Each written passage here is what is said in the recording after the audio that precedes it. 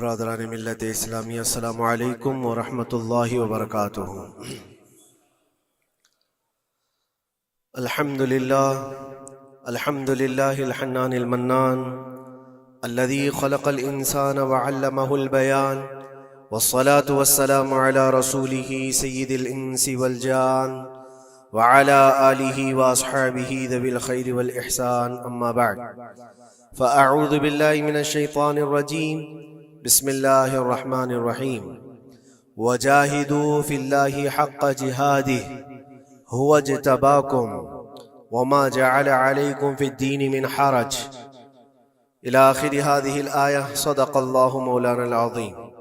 بارگاہ رسالت مآب صلی اللہ علیہ وسلم میں درود پاک کا ہدیہ پیش کریں۔ اللہم صلی علی سیدنا و مولانا محمد معدن الجود والکرم وآلہ واصحابہ الکرام وابنہ الکریم وبارک وسلم صلاۃ دائمۃ سرمدا ابدا۔ گفتگو کے آغاز سے پہلے میں ایک ضروری بات آپ کے سامنے پیش کر دوں۔ مسجدیں اللہ کی عبادت کے لیے ہوتی ہیں۔ یہاں پر تعظیم کے لیے کھڑے ہونا جس وقت میں آ رہا ہوں، یہ میں بالکل مناسب نہیں سمجھتا۔ اپنی اپنی جگہوں پر بیٹھے رہیں، کھڑے ہونا، بلکہ اللہ کے نبی صلی اللہ علیہ وسلم نے یہ ارشاد فرمایا، جو بندہ یہ تمنا رکھتا ہے کہ لوگ اس کے لیے کھڑے ہوں، اللہ اس کو دنیا میں اور آخرت میں ذلیل فرمائے گا۔ ہمیں یہ ہرگز تمنا نہیں ہونی چاہیے کہ ہمارے لیے لوگ کھڑے ہوں، اور اللہ کی عبادت کے لیے آئے ہیں اور ہمارا سر یہاں پر صرف اللہ کی بارگاہ میں جھکنا ہے۔ اور یہاں پر اللہ اکبر جب کہا جاتا ہے، اللہ سب سے بڑا ہے، پھر کسی کی طرف توجہ نہ ہو۔ باہر تعظیم و تکریم، عزت و وقار سب اپنی جگہ پر، یہ اللہ کا گھر ہے اور خالص اللہ کی عبادت۔ بہرحال درود پاک پڑھ لیں۔ اللہم صلی علی سیدنا محمد معدن الجود والکرم وآلہ واصحابہ الکرام وابنہ الکریم وبارک وسلم صلاۃ دائمۃ سرمدا ابدا۔ اللہ تبارک و تعالی نے قرآن پاک میں ارشاد فرمایا کہ اللہ کی طرف بڑھنے کے لیے تم راستہ تلاش کرو اور محنت کرو۔ اور اللہ نے انسان کو دونوں طاقتیں دی ہیں، خیر کی بھی اور شر کی بھی، اچھائی کی اور برائی کی، دونوں کی طاقتیں اس کے اندر ہیں۔ خیر والا جو مادہ ہے اس کو اچھائیوں کی طرف لے جاتا ہے، اور شر والا مادہ اس کو برائیوں کی طرف لے جاتا ہے۔ جب یہ دونوں چیزیں انسان کے اندر موجود ہیں تو انسان کبھی نیکیوں میں غالب آ جاتا ہے اور کبھی برائیوں میں غالب آ جاتا ہے۔ یہ شروع سے معاملہ چلا آ رہا ہے، اور انہی معاملات کو لے کر انبیاء اکرام علیہ السلام بندوں کی ہدایت کے لیے آتے رہے۔ اللہ تبارک و تعالیٰ نے بندوں کو یوں ہی نہیں چھوڑ دیا، بلکہ اپنے پیغمبروں کو بھیجا، اور خیر اور شر کے درمیان تمیز سکھانے کے لیے انبیاء آتے تھے، یہی بتانے کے لیے کہ تم جس راستے پر چل رہے ہو، اگر یہ غلط ہے تو غلط اور صحیح ہے تو صحیح۔ اور آخر نبی ہمارے آقا محمد صلی اللہ تعالی علیہ وسلم کے بعد پھر یہ کام امت کے علماء اولیاء انجام دیتے رہے۔ آج جو ضروری بات میں عرض کرنا چاہتا ہوں وہ یہ ہے کہ اسلام کا جو نظام ہے، خیر کو پھیلانے کے لیے ہے اور شر کو دبانے کے لیے ہے۔ اسلام پوری طاقت اس پر لگاتا ہے کہ خیر کا نشر ہو، اس کی تبلیغ ہو، اور برائیوں سے لوگ بچیں۔ اور آپ کو پتہ ہے اللہ تعالیٰ نے ہمارا لقب قرآن میں کیا بیان فرمایا؟ کنتم خیر امت، تم خیر امت ہو، یعنی بہترین امت ہو۔ اخرجت للناس، لوگوں میں اللہ نے تم کو سب سے بہترین امت بنایا، لیکن وجہ کیا ہے؟ کس وجہ سے تمہیں خیر امت کہا گیا؟ آگے خود اللہ تعالیٰ قرآن میں فرماتا ہے، کنتم خیر امت اخرجت للناس تأمرون بالمعروف وتنہون عن المنکر، تم لوگوں کو اچھائی کا حکم دیتے ہو اور برائیوں سے روکتے ہو۔ یہ ہمارا خاصہ ہے، یہ ہماری اسپیشلٹی ہے۔ اچھائیوں کی تعلیم دینا، اس کی ترغیب دینا، اس کی تبلیغ کرنا، اس کو پھیلانا، یہ اسلام کا نظام ہے. اور برائیوں سے روکنا، یہ اسلام کا نظام ہے. اور خیر امت ہونے کے سبب آپ کو یہ کام کرنا ہی ہوگا. لوگ اگر یہ سمجھتے ہیں کہ یہ صرف مولانا لوگوں کا کام ہے یا مبلغ کا کام ہے، مائک ملے گا تو ہی تبلیغ کرے گا، نہیں. ہر مسلمان کی ذمہ داری ہے کہ وہ خیر کو اپنی طاقت کے مطابق لوگوں میں پھیلائے، اور برائی دیکھے تو اس کو روکے. اور برائی دیکھ کر کے خاموش رہنے والے کا وہی انجام ہے جو برائی کرنے والے کا انجام. ایک حدیث میں ملتا ہے جبرائیل علیہ السلام ایک بستی پر عذاب نازل کر چکے تھے اللہ کے حکم سے. وہ بستی گنہگار تھی بہت، لیکن اس میں ایک نیک بندہ تھا، بہت پرہیزگار تھا، کبھی گناہ نہیں کیا تھا اس نے. انہوں نے اللہ کی بارگاہ میں پوچھا جبرائیل نے کہ مولا اس بستی میں ایک نیک بندہ بھی ہے، اس کا کیا کیا جائے؟ اللہ تبارک و تعالیٰ کا حکم جلال تھا کہ اس کو بھی اسی میں تباہ کر دو، عذاب میں اس کو بھی گرفتار کر دو. عذاب اس پر بھی آیا. جبرائیل علیہ السلام کافی دنوں کے بعد پھر رب تعالیٰ کی بارگاہ میں پوچھتے ہیں کہ اس کا کیا قصور تھا؟ وہ تو تیرا عبادت گزار بندہ تھا، نیکوکار تھا. گنہگاروں پر عذاب آیا لیکن اس پر کیوں آیا؟ اللہ نے فرمایا وہ نیک تو تھا لیکن اس کی آنکھوں کے سامنے برائیاں ہوتی تو اس کو کچھ فرق نہیں پڑتا تھا، یہ دیکھتا اور خاموش رہ جاتا تھا. تو گناہ کرنے والوں کا اور برائیوں کا اڈا سجانے والوں کا جو انجام ہے وہ دیکھ کر خاموش رضامندی رکھنے والوں کا بھی وہی انجام ہوگا. اس لیے امت کی ذمہ داری ہے یہ کہ آپ اپنے ارد گرد اگر برائیاں دیکھیں اور غلط بات دیکھیں تو اس کو روکیں، اور روکنے کی آپ کے پاس جیسی طاقت ہو. زبان سے روک سکتے، زبان سے، ہاتھ سے روک سکتے، ہاتھ سے. یہ دونوں کی طاقت نہیں ہے تو دل میں برا جان کر اس جگہ سے اٹھ جاؤ، اس جگہ کا بائیکاٹ کرو. یہ تو کم سے کم کر ہی سکتا ہے انسان. ہو سکتا ہے آج کے دور میں ہاتھ کا استعمال تمہارے لیے بہت مصیبت بن جائے، تمہارا اس کے اوپر حکم نہیں چلتا ہو، زبان کا استعمال نہیں کر سکتے ہو، مجبور ہو. تو اس میں کیا مجبوری ہے کہ اپنے دل سے برا جان کر کے اٹھو. اور یہ بھی نہیں کرتا تو سمجھ لو کہ ایمان کا آخری حصہ بھی اس کے دل سے چلا گیا. ایمان جس کے پاس تھوڑا سا بھی باقی ہے وہ برائیوں کو دیکھ کر کے وہ برانگیختہ ہوگا، اس کی طبیعت برائیوں کو دیکھ کر کے ماننے کو کبھی تیار نہیں ہوگی. اس لیے خیر امت کا جو سٹیٹس ہے اس کو مینٹین کرنا ضروری ہے. یہی تو بات ہے میرے عزیزو. ہزار طرح کی مصیبتیں آئیں ہم پر، لیکن ہم اس مشن کو نہیں چھوڑ سکتے جو ہمارے ایمان کا حصہ ہے، جو ہمارے ایمان کا حصہ ہے. ہمیں جو برائی نظر آئے گی اس پر بولنا ہم پر واجب ہے، اور اس پر بھی خاموش اور مصلحت کی اور حکمت کی بات کر کے اس کے بہانے سے گوشہ نشین ہو جانا یہ امت کی ذمہ داری نہیں ہے. یہ تو راستہ تلاش کرنے اور بہانے کی بنانے کی ذمہ ایک سوچ ہے. باقی ہر عالم دین ہو، ہر مومن ہو، برائی کو دیکھے تو اس کا اظہار کرے اور لوگوں کو روکنے کی کوشش کرے. ایک بات اور میں بتاؤں، معاشرے میں کچھ سود خور ہیں، کچھ شرابی ہیں، اور ان کے متعلق ایسا ہے کہ وہ اچھا اثر اور رسوخ رکھتے ہیں. ہمارے علاقے میں ایک مرتبہ ایسا ہوا تھا کہ مجھے ایک جگہ تقریر کے لیے بلایا گیا اور کہا گیا پہلے ہی سے کہ یہاں پر سود کا کاروبار زیادہ چلتا ہے، آپ اس پر برائے کرم کچھ نہ بولیں، کیونکہ ہمارے محلے کے بڑے بڑے ذمہ دار لوگ جو ہیں وہ سب اس کاروبار میں مصروف ہیں. آپ سود پر کچھ نہ بولیں، باقی آپ کی ہر تقریر سننے کو تیار ہے.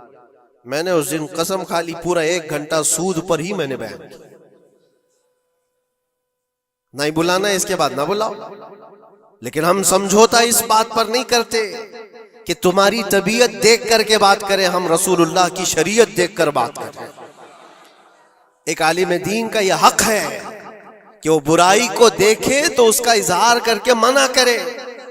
مخالفت ہوگی، ہمیں پتہ ہے، برائیاں کرنے والے کریں گے، لیکن یہاں پر ایک بات مجھے یاد آتی ہے، اس بزم میں مقصود ہے اصلاح مفاسد.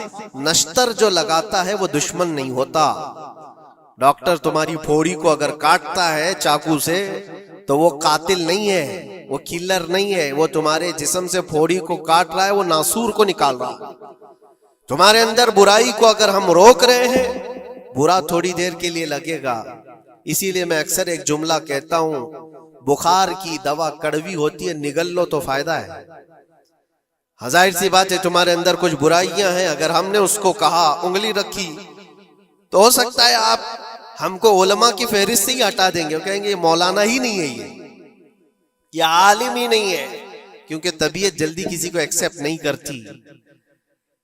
برائیوں سے روکنا ایک بہت بڑی ذمہ داری ہے. جانتے ہیں مکہ مکرمہ میں سارے لوگ حضور پاک صلی اللہ تعالی علیہ وسلم کے ایسے فدائی تھے. اعلان نبوت سے پہلے کی بات کر رہا ہوں، حضور کے اخلاق پر کوئی انگلی نہیں اٹھا سکتا تھا. جتنی اچھائیوں کا حضور نے حکم دیا سب کو وہ ایکسپٹ کرتے تھے، مانتے بھی تھے.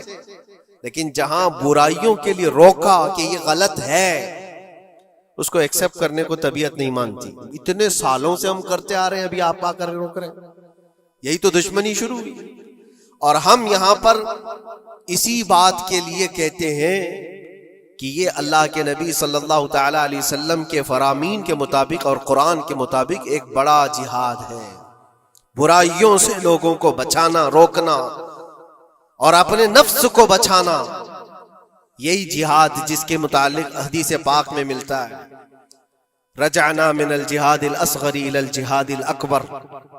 جو جنگ ہوتی ہے نا آمنے سامنے میدانوں میں، اس کو حضور نے فرمایا یہ چھوٹا جہاد ہے، اور برائیوں سے لڑنا یہ بڑا جہاد ہے. اپنے نفس سے لڑنا جو برائیوں کی طرف ہمیں لے کر کے جاتا ہے، یا برائیوں سے روکنا کسی کو، یہ بڑا جہاد ہے. یہاں پہلوانی دکھانا، ایک دوسرے کو کشتی میں پچھاڑ دینا، یہ تو طاقت کا کھیل ہے. لیکن کسی کو برائیوں سے باز لے کر کے آ جانا، یہ بہت بڑی طاقت کا مظاہرہ کرنا ہوتا ہے، بہت بڑی. اگر تمہاری زبان سے کوئی بچ گیا برائیوں سے تو سمجھ لو کہ تم نے اس کے ساتھ ایک بہت بڑا کار خیر کیا ہے. اللہ کے نبی صلی اللہ علیہ وسلم فرماتے ہیں حضرت علی سے، یا علی لَأَن يَهْدِيَ اللَّهُ بِكَ رَجُلًا خَيْرٌ لَكَ مِنَ الدُّنْيَا وَمَا فِيهَا. اے علی، تمہارے ذریعے سے اگر ایک آدمی بھی سیدھے راستے پر آیا تو پوری دنیا کمانے سے بہتر ہے، تمہارے پوری دنیا سے بہتر ہے. ایک آدمی اگر سیدھے راستے پر آ گیا تو اسلام کا پورا نظام یہ ہے، خیر کی طرف لوگوں کو بلانا اور شر سے لوگوں کو روکنا. اور یہ ذمہ داری اگر قوم بھولتی چلی جائے گی تو یہ قیامت کی نشانیوں میں سے یہ بھی ہے. حضور پاک صلی اللہ تعالی علیہ وسلم نے ارشاد فرمایا، لوگ اچھائیوں کا حکم دینا چھوڑ چکے ہوں گے، برائیوں سے روکنا بند کر چکے ہوں گے، حتیٰ کہ ان کے آنکھوں کے سامنے راستوں پر زنا ایسے ہوگا جیسے گدھے جوڑا کھاتے ہیں، جانور زنا کرتے ہیں، اس طرح سے انسان ان کے آنکھوں کے سامنے کیا کریں گے اور یہ کچھ نہیں کہیں گے. یہ طبیعت آتی جائے گی تو یہ قیامت کی نشانیوں میں سے. آج یہی حالات تو ہے. لوگ یہ کہتے ہیں کہ ان کا مسئلہ ان کے ساتھ، ہم کیا کہیں ان کے لیے. نہیں میرے عزیز، میں جو بات کہہ رہا تھا وہ بیچ میں رک گئی. معاشرے میں کبھی سود خور ہوتے، شرابی ہوتے، بہت سارے ہیں، اور غلط کاموں میں وہ ملوث ہیں. کیا چیز ہے ان کو توبہ کرنے پر، وہ واپس آنے پر مجبور نہیں کر رہی ہے؟ کون سی چیز ہے جو ان کو ان کے گناہ پر بڑھاوا دے رہی ہے؟ کیا چیز ہے؟ کبھی آپ نے سوچا؟ وہ چیز یہی ہے ہم سب کی. معاشرے میں اگر وہ غلط تھا تو ہم نے اس کے ساتھ دوستی ویسی ہی بنائی رکھی جیسے پہلے تھی. اس کو احساس ہونے ہی نہیں دیا کہ تو نے غلط کیا ہے یا غلط کر رہا ہے. اس کا ملنا جلنا اٹھنا بیٹھنا سب اچھے لوگوں کے ساتھ ویسے ہی چل رہا ہے. امام صاحب بھی مل رہے ہیں، اس کو سارا ریسپیکٹ ویسے ہی مل رہا ہے، تو وہ یہی سمجھتا ہے میں جو کچھ کر رہا ہوں اچھا کر رہا ہوں. اور اگر قوم کی تمام ذمہ دار لوگوں نے ایک بات یہ طے کیا کہ تو یہ غلط کاموں میں ہے، ہم آج سے تیرے ساتھ کوئی تعلق نہیں رکھیں گے، کبھی تیرے ساتھ کسی دعوت میں نہ آئیں گے نہ بلائیں گے. اس سے ہوتا کیا ہے لوگوں کو ایسا لگتا ہے کہ ہم بائیکاٹ کا کوئی مشن چلا رہے، نہیں، اس سے اس کو احساس ہوتا ہے کہ میں مجلس میں بیٹھنے کے لائق نہیں ہوں، میں توبہ کر لوں تاکہ بیٹھنے کے لائق بن سکوں، ان برائیوں سے باز آ جاؤں۔ اور تمہارے ملن جلن کی وجہ سے یہ سارے آج لوگ پہلے چھپ کر کے کرتے تھے، آج اوپنلی یہ سارے کام کرنے لگے۔ لوگ جو ہے پہلے ڈرتے تھے کہ قوم میں لوگوں کو پتا چل جائے میرا دھندا کیا ہے تو پتہ نہیں میرے ساتھ لوگ کیسا سلوک کریں گے۔ آج وہ نڈر ہے، شیر ہے، کچھ نہیں ہوتا۔